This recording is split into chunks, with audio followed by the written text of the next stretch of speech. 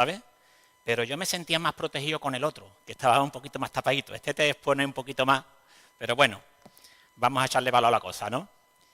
Me encanta ver la Iglesia cómo está respondiendo a esta ola de calor tan tremenda que tenemos. La verdad es que me alegra mucho que el Señor, el Espíritu Santo, ponga en vuestros corazones a asistir, porque tendríamos una excusa muy buena, ¿verdad?, de no venir con estas calores. Pero bueno, eso dice mucho de esta congregación y la verdad es que me alegra muchísimo. Hoy voy a tocar un tema que a lo mejor no es tan agradable ni tan bonito, porque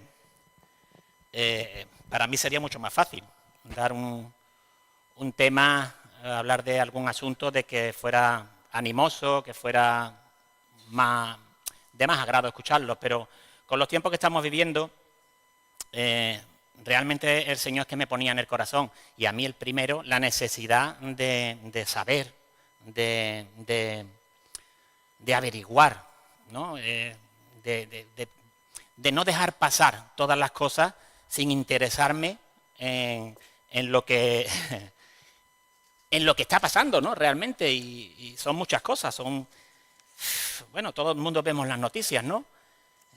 Terremotos, inundaciones, enfermedades, guerra, y la guerra no cesa. Parece que la guerra, pero llevamos 2 años con la guerra de Ucrania y siguen haciendo matanzas, tiran bombas todos los días. El otro día veía iglesias cristianas allí ardiendo, reponiéndolo a los hermanos. Son muchas cosas, ¿no?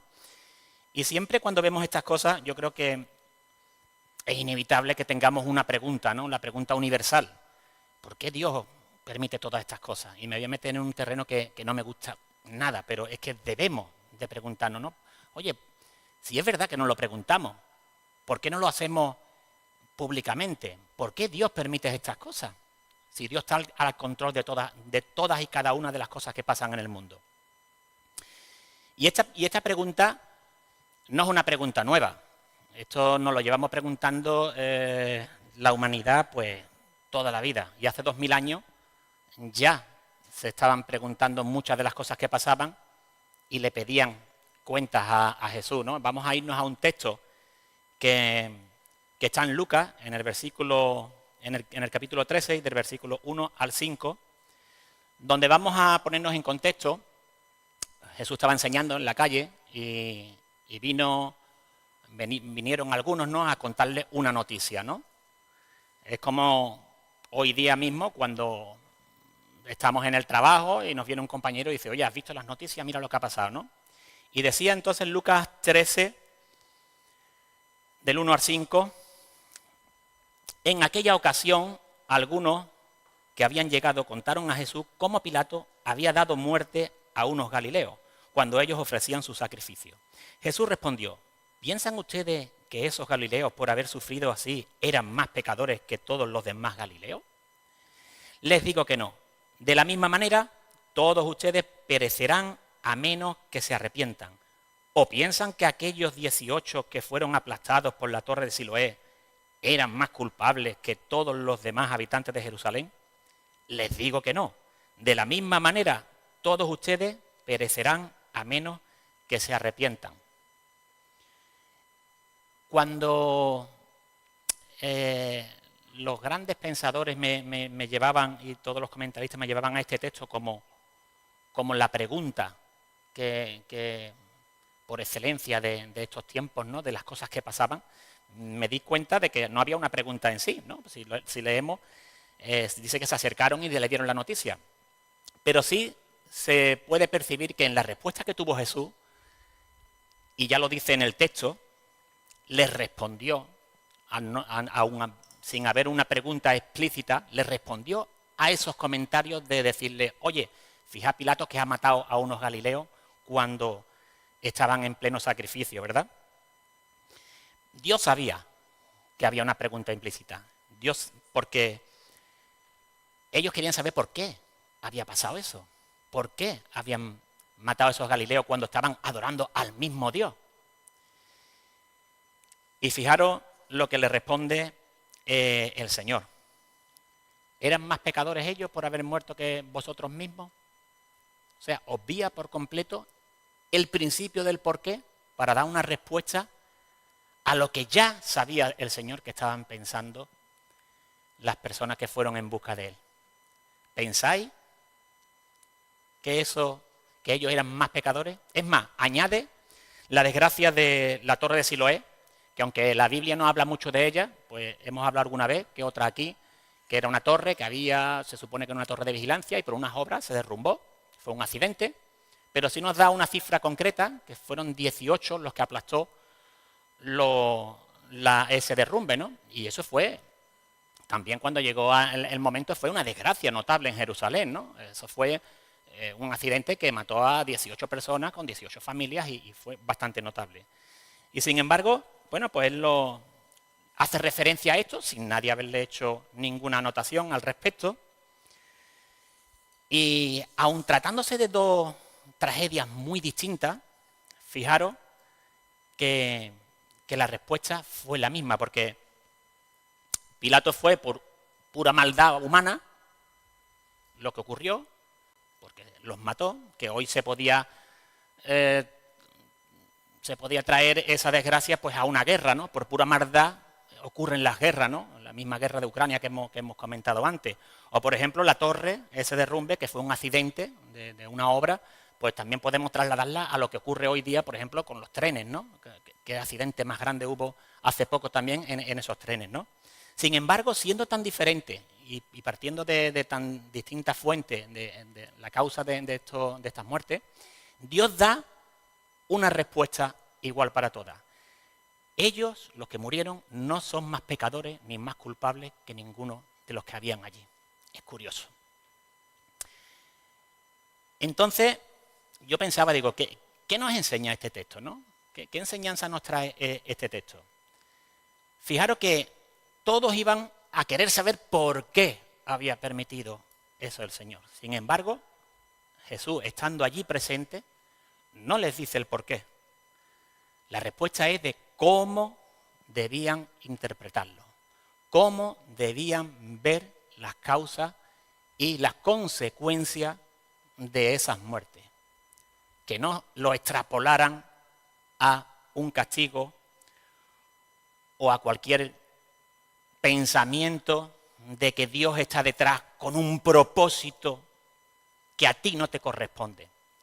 Lo que hace en verdad es cuidar de nuestro corazón cuando preguntamos estas cosas. Y cuando hicieron esta pregunta, lo que hizo en verdad Jesús fue corregir el corazón de los que fueron a darle esa noticia. En esa época era muy normal que el Dios que conocían era un Dios castigador, ya conocemos la historia, un Dios que si te ocurría algo era porque habías hecho algo malo. Entonces, a eso fueron a Jesús, a decirle, oye, ¿y esto qué hicieron ellos malo para que murieran o para que lo ejecutara Pilato si estaban adorando al mismo Dios, ¿no? Pero sin embargo, el Señor lo deja bien claro. Lo primero que tenemos que hacer cuando tenemos una desgracia de este tipo, sea cual sea la procedencia humana o de accidente, es no juzgar, no señalar y no querer buscar una fuente de culpabilidad, como hicieron, por ejemplo, me acuerdo de los amigos de Job, ¿verdad? ¿Os acordáis? Que eran amigos, pero lo primero que le dijeron es, algo habrás hecho, Job, cuando Dios te está castigando de esta manera. Entonces, claro, nos quedamos, por lo menos yo me quedé cuando leí este texto y digo, bueno, entonces, ¿por qué siguen existiendo las desgracias? A mí todavía nadie me ha dicho por qué. Sí, me ha dado una corrección y demás. Pero sí que es verdad que en la Biblia tenemos varios textos que, aunque dé una respuesta general, sí nos podemos fijar y basar en ellas, ¿no? Todos sabemos y todos conocemos la creación como fue, ¿no? Tenemos los datos, gracias a Dios, que nos dejó escrito en la palabra, cómo hizo la creación, en los tiempos, de la forma, el orden. Y tenemos a una creación perfecta cuando la teníamos y por supuesto no había dolor, no había muerte, no había enfermedad, no había sufrimiento, ¿no? Entonces, claro, si pensamos que no había ninguna de esas cosas, como dice la palabra, no cabía tampoco que hubiera desgracias naturales ni accidentes, puesto que esto iba a traer ese sufrimiento. Es lógico, ¿verdad? No había dolor, no había enfermedad. O sea, era una creación completamente perfecta, hecha para el ser humano. Sin embargo, ya en Génesis 1, donde mismo hace la creación, ya nos advierte de que entra el pecado. ¿Y de qué manera entra el pecado? Entra arrasando completamente con todo. Porque en Génesis 3, que lo vamos a leer en la versión Reina Valera, lo vamos a leer en el capítulo 3, 17 al 19, dice que toda la creación fue afectada. O sea, dice toda la creación, toda la tierra. Y dice Génesis 3, del 17 al 19. Al hombre dijo, por cuanto obedecisteis a la voz de tu mujer y comisteis del árbol del que te mandé diciendo, no comerás de él, maldita será la tierra por tu causa. Maldita será la tierra por tu causa. Con dolor comerás de ella todos los días de tu vida. Espinos y cardos te producirá y comerás plantas del campo. Con el sudor de tu rostro comerás el pan hasta que vuelvas a la tierra, porque de ella fuiste tomado, pues polvo eres y al polvo volverás. Maldita será la tierra. Qué poco duró esa creación perfecta, ¿verdad?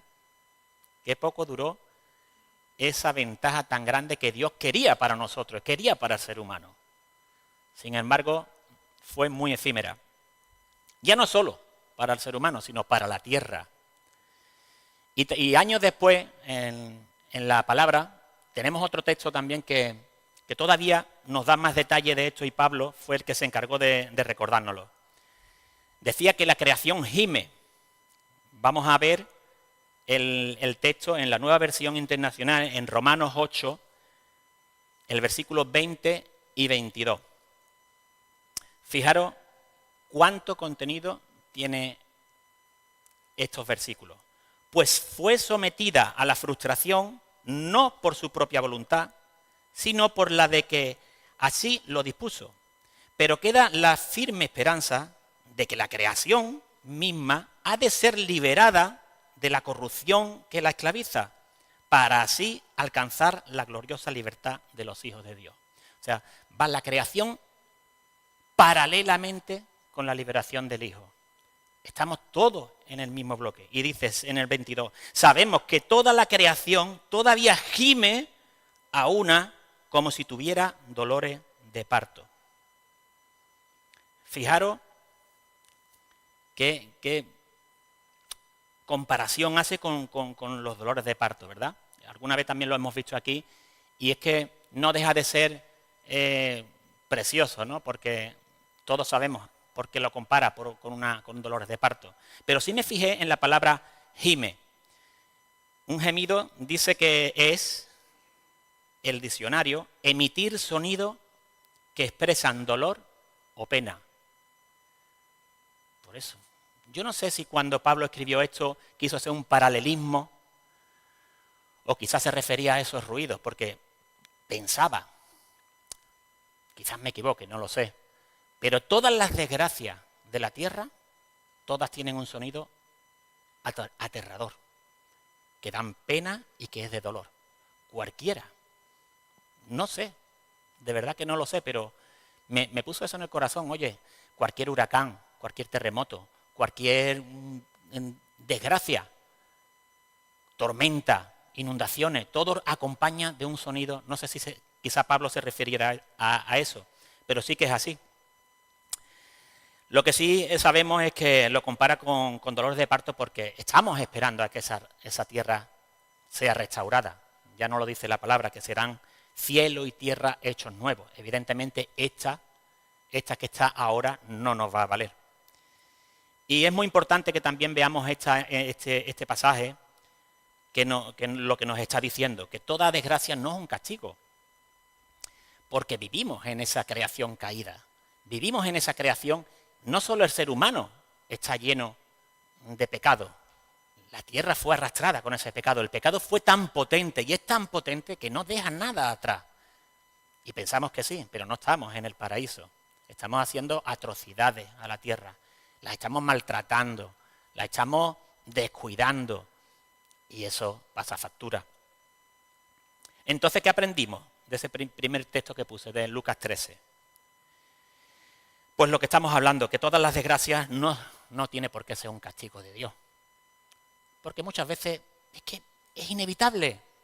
Yo he hablado con cada vez que ocurre algo y siempre tendemos a buscar, como hacían los antiguos, como hacían hace 2000 años, como hacían los amigos de Job, ¿verdad? Ha pasado esto, porque el ser humano necesita saber, necesita encontrar un culpable y muchas veces no es nuestro trabajo. Porque Dios lo que nos está diciendo a voces en todo esto es que nosotros tenemos que dar gracias, todos los que estamos aquí y todo el mundo, así lo siento yo y así lo quiero hoy transmitiros. Y no dejo de orar y de hablar todo este tiempo de las bendiciones y de lo bendecido que estamos simplemente por el hecho de estar hoy aquí. Con una tierra caída, con una humanidad caída, con todo el pecado reinando la tierra y reinando los corazones humanos, que nosotros nos podamos despertar mucho sin una enfermedad, mucho con sanidad, mucho con donde vivimos, era para que no buscáramos un culpable a las desgracias, sino dar gracias por no estar dentro de ellas. Y eso lo tenemos que hacer todos los días. Y pensando estas cosas, digo, bueno, voy a buscar personajes en la Biblia que hayan pasado desgracia. Y hay muchísimos. La Biblia está cubierta de sufrimiento, de pruebas, de calamidades, de guerra, de muerte, porque esa es la vida. Esa es la tierra donde vivimos desde que entró el pecado en ella, ¿verdad? Y bueno, me he querido coger tres personajes que son archiconocidos, pero viéndolo desde este punto de vista se sigue aprendiendo de ella. Por ejemplo, Job, no podíamos dejarlo detrás, ¿verdad? Lo perdió todo, sus hijos en un día, pero sin embargo, cuando lee, uno se da cuenta que la gran rabia que él tenía después de la pérdida y la gran impotencia era también las preguntas. Él no entendía por qué le pasaba eso. Un hombre justo, un hombre que era así, y él también necesitaba esa pregunta. ¿Quién está detrás de esto? Que nosotros lo sabemos porque leemos los primeros capítulos y sabemos lo que ocurrió, ¿verdad? Con Satanás, con el permiso que le pidió al Señor y todas estas cosas, pero él no lo sabía. Y su gran frustración, más de lo que perdiera, era decir, ¿pero por qué? ¿Por qué pasan estas cosas? Y sin embargo, estando ignorante en todo el proceso, después de todo el sufrimiento que tuvo, ¿cómo terminó? Confiando en el Señor. Esa es la gran enseñanza que trae este personaje. A igual que David. David, hoy hemos hablado de él, hoy lo hemos escuchado de él, y David en sus salmos es terrible. Lloro. Era un hombre que siempre estaba preguntando hasta cuándo va a tener mi crecimiento, pero sin embargo, muchos de sus salmos más famosos terminan, aunque comiencen de esta manera tan terrible de sufrimiento y demás, en el mismo trayecto va confiando, ¿y cómo termina después de ese sufrimiento también? Confiando en el Señor. No sabe por qué, no sabe muchas cosas, no recibe muchas respuestas, pero sin embargo, leía yo una frase que resume mucho esto, ¿no? Y me gustó mucho, que dice que la fe no es aguantar un lloro, ¿no? Que muchas veces los hombres todavía todavía no aguantamos un lloro y eso es la fe me va a dar para no llorar. No, muchas veces no es eso. Muchas veces como David lloraba desconsoladamente, pero aún llorando confiaba en el Señor. Aún doliéndose, confiaba en el Señor. Y yo creo que eso es más fe que el aguantarse ese lloro.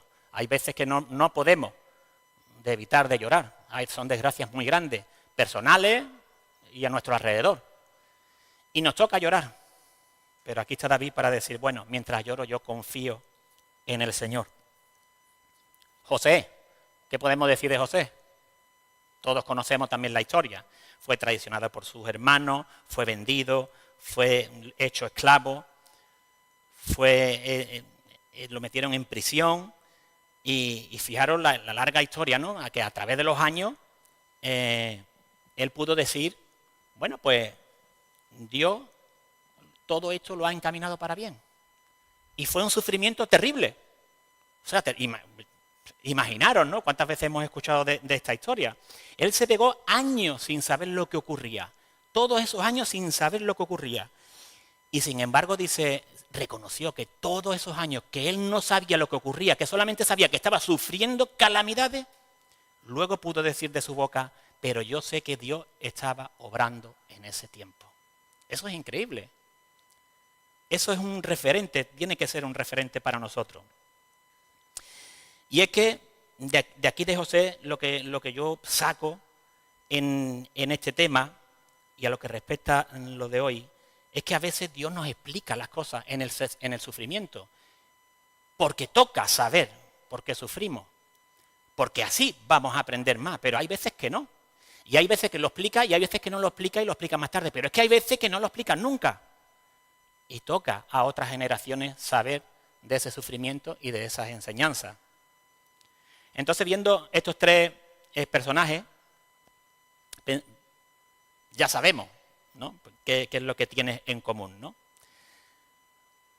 Todos sufrieron muchísimo. Todos preguntaron muchísimo, como todos los seres humanos, preguntamos. Pero hay una cosa común, que ninguno recibieron todas las respuestas que ellos querían. Que ese es el título que yo quería haberle puesto a esta predicación. Pregunta sin respuesta. Por cierto, se me ha olvidado de decírtelo. Pero sí, son preguntas sin respuesta. Hay muchas preguntas y va a seguir habiendo muchas preguntas sin respuesta. Pero también hubo una cosa común en los tres, que todos terminaron confiando plenamente en Jesús. Todos, los tres, sin la respuesta. Todos. Y por eso yo creo que están aquí en la palabra. Leía una frase muy bonita que decía, la fe no consiste en comprender todos los caminos de Dios. La fe consiste en confiar en el Dios que conoce todos esos caminos. Todos los caminos no los vamos a comprender, todas las desgracias no las vamos a comprender, pero sí tenemos donde agarrarnos y agarrarnos al Señor para que Él nos dé esa fuerza. Así que con todo esto pensaba, ¿qué espera el Señor de nosotros? Después de ver estos tres ejemplos, son referencias para nosotros, ¿qué podemos aprender? Lo primero, que no juzguemos, no busquemos culpables, no señalemos, que no digamos, algo habrá hecho esta nación, algo habrán hecho estos que cayeron en la torre, que no señalemos y queramos ser los que sabemos precisamente todas las cosas. Eso no es nuestro papel. Jesús en todos estos textos rechazó esa manera de pensar. Es lo primero que hizo. Él, más de darnos una respuesta, Él procuró de que no buscáramos respuestas donde no las había. Que nos agarráramos a Él. Eso es lo que Él quería. Que lloráramos, que oráramos, que ayudáramos a los que sufren. Eso sí lo podemos hacer todo, sin preguntarnos nada. Y sobre todo, como hicieron estos tres personajes bíblicos, que confiáramos plenamente en el Señor. Y con todo esto es imposible, y seguramente muchos de vosotros tengáis en la cabeza pues lo que es inevitable, ¿no? La desgracia de Venezuela. Por la parte que me toca y tan cercana, y con todas las personas que hay aquí también de ese país, y yo trabajo con Edward, como sabéis, que es de allí, hablamos muchas mañanas, tenemos muchas conversaciones, y es imposible que esto pues no me llegue, ¿no? Y yo pensaba cuántos hermanos hay allí haciéndose preguntas. ¿Cuántos tiene que haber? Si desde aquí nos hacemos preguntas, sufrimiento, y nos hacemos bueno, pensamos miles de cosas. ¿Quién no serán los que están sufriéndolo de verdad? ¿Cuánta gente habrá preguntándose por qué? ¿Por qué? ¿Por qué ha ocurrido esta desgracia tan grande? Ni siquiera se preguntarán para qué, sino por qué. Porque yo lo haría. ¿Por qué?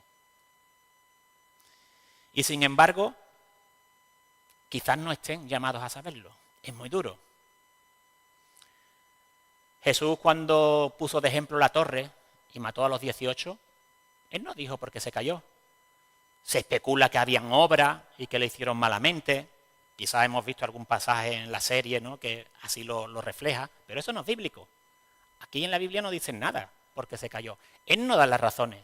Él dio las consecuencias y cómo debíamos de actuar. Y yo estoy seguro que esto nos lleva a pensar en ese mundo caído. Tenemos que saber dónde vivimos y qué ahora hemos arrastrado con el pecado, con ese dichoso pasaje de Adán y Eva que tanto y tanto nos ha traído a nuestras vidas. Y hoy tiene que haber en Venezuela miles de Job, miles de David, miles de José. Y estoy convencido de que todos se van a preguntar, como David, llorando, preguntando, clamando al Señor, como José también, que no entiendan nada en años, ¿verdad? Pero un día comprenderán, y eso quiero pensar lo que es así, que Dios nunca dejó de sostenerlo. Él no va a dejar de sostener a esa nación, a nada y a nadie de los que pasan esas penurias. Y aunque hoy no tengan todas las respuestas, que seguro que no la tienen, tienen el mismo Dios que sostuvo a José, el mismo Dios que sostuvo a David y el que sostuvo a Job. Es el mismo Dios. No podemos bajarle el escalón. No podemos menospreciar o poner nuestro sufrimiento como el que más. Ya tenemos ahí la palabra para saber que esto ya ocurría hace 2000 años y de muchas maneras más complejas y dolorosas. Porque Dios no ha cambiado y Él sigue siendo el mismo en todo tiempo. Ayer, hoy y siempre. Y Él, como es soberano, va a dar respuesta al que la necesite. Y no van a ser las respuestas seguramente que nosotros queramos, ni los que las quieran. Así que, ¿qué podemos aprender con todo esto? Yo quiero aprender una cosa, y es que cuando tenemos delante nuestra estas desgracias tan grandes, no perdamos el tiempo, aunque somos humanos, y verdad que es normal que tiremos a buscar esos porqués tan grandes de la vida y porqué de ese sufrimiento, que no nos fijemos tanto en la tragedia. Esa es la consecuencia del pecado también. Es lo que tenemos. La mirada la tenemos que tener puesta en Cristo. Viendo las noticias, lo que me han dado mis hermanos venezolanos es una clase magistral de fe. He visto escenas, como todos habéis podido verlas, de hermanos sin saber si tienen sus hijos en vida, alabando al Señor en todo momento, diciendo: tú tienes el poder, tú tienes toda la gloria. Ninguno he escuchado maldiciendo ni negando en ningún momento, pero no uno, muchísimos, en casas orando, en casas cayéndose, dándole la gloria, la honra y confiando en Él, que eso es lo que el Señor quiere. Yo me rindo de verdad a esa clase de fe magistral que me llevo. Siempre recordaré imágenes, muy explícitas que han hecho dudar de mi misma fe. Digo: Dios mío, esa fe es la que yo quiero tener. Y muchas veces, como escuchábamos el otro día de parte de nuestro hermano Juanmi, es que muchas veces tenemos que pasar por esas pruebas para realmente poner esa fe encima de la mesa. Pero ¿qué es lo que es bueno que tiene toda esta historia?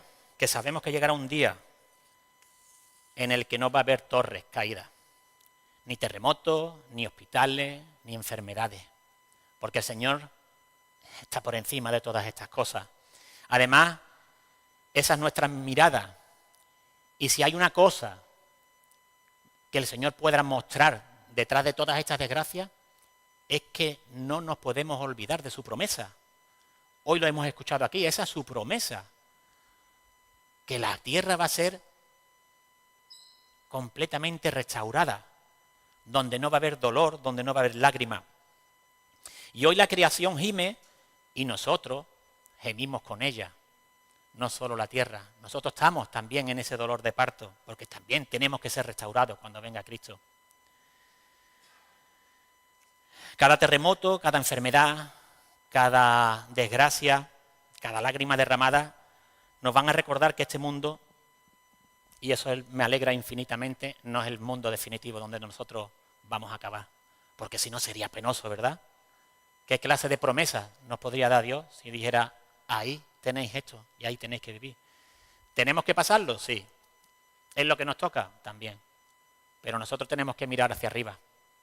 Nosotros tenemos que mirar hacia la promesa que Dios nos hace. Eso está aquí para Él cumplirlo. Y cuando Él vuelva, pues esa creación y nosotros mismos dejaremos de gemir. Y será completamente restaurada. Y ese es realmente el día que yo espero. Ese es realmente el día que yo espero. Yo quiero aprender esto. Cada vez que vea una cosa así, quiero que sea restaurada ese día. Mientras tanto, pues hoy quizás no podamos entender por qué. Lo siento mucho, pero yo no voy a ser el que diga el por qué ocurren estas cosas. Para eso está mi Señor. Yo no voy a dar esa respuesta, pero es suficiente la palabra del Señor para seguir caminando. Tiene que ser suficiente.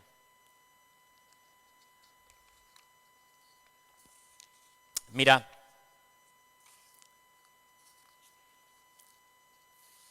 hoy Dios no responde a todas nuestras preguntas. Y menos mal, porque si no seríamos como Él, ¿verdad? Tiene que dejar esas dudas. Pero lo que hemos aprendido hoy que siempre nos va a mostrar, siempre, absolutamente siempre, cómo debemos caminar. Eso está claro. No esperemos tener todas las respuestas, no las vamos a tener, y ya lo hemos visto. Pero sí vamos a tener siempre que acudamos a Él las instrucciones de cómo caminar dentro de todas estas desgracias y de este mundo que nos rodea. Así que vamos a orar y le pido al grupo de oración, de alabanza que suba. Vamos a cantar un tema que lo hemos cantado hoy y que también quiero que lo escuchéis, también filtrándolo por las palabras que hoy hemos escuchado.